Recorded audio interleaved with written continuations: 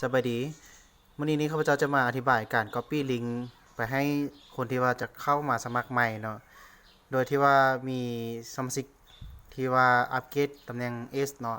ถามกันเข้ามาว่าเฮาอัปเป็นตำแหน่งธุรกิจแล้วเฮาสิขยายสายงานแบบใดโดยที่ว่าเฮาบ่จำเป็นที่ว่าไปหาเขาเจ้าโดยตรงเลยน่ะขอบอกเลยว่ามันบ่ได้ยากเนาะเพราะเพียงแต่ว่าเฮาฮู้จักระบบหั่นน่ะเฮาก็จะสามารถส่งลิงก์ไปเขาเจ้าแล้วเขาเจ้าสมัครแล้วก็หลังจากนั้นเขาก็จะโอนพอยต์มาให้เฮาเนาะก่อนที่ว่าจะโอนพอยต์ได้หั่นเฮาต้องได้ปลดบล็อกเขาเจ้าก่อนเพราะว่าถ้าบ่ปลดบล็อกหั่นน่ะเขาเจ้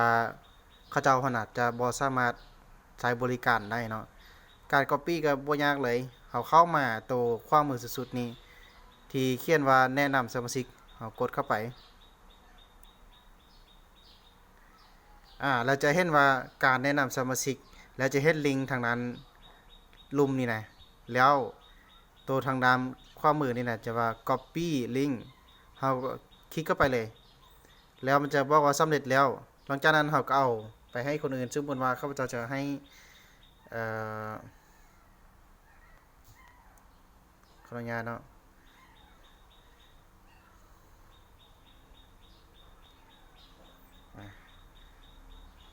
สมมติว่าข้าพเจ้าจะให้ตัวอย่างเนาะตัวนี้เนาะให้พวกนี้ซะอันนี้เป็นการทดลองซื่อแล้วข้าพเจ้าก็ส่งเข้าไปเลยแบบนี้หลังจากนั้นเขาเจ้าก็กดเข้าไปหลังจากเขาเจ้าได้รับลิงก์นะเขาเจ้าก็จะกดเข้าไป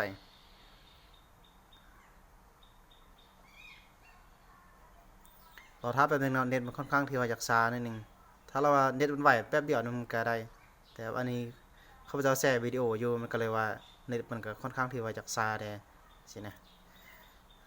หลังจากที่ว่าเรา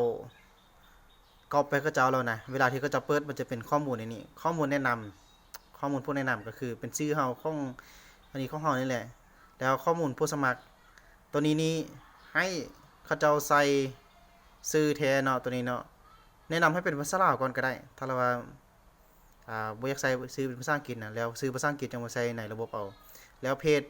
ถ้าเราว่าเป็นเพจหยังก็ใส่เนาะตัวนี้บ่มีเพจที่3เนาะมีแต่เพจหญิงกับเพจชายใส่เข้าไปแล้ววันเดือนปีเกิดก็ใส่ไปถ้าเราว่าตรงนี้เนี่ยเนาะสมาชิกที่ว่า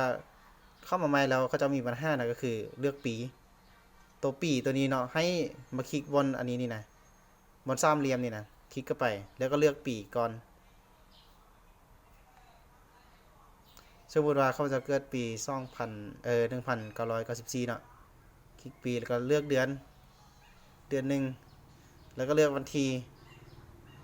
อันนี้นี่เป็นอันนี้ข้าพเจ้าจะ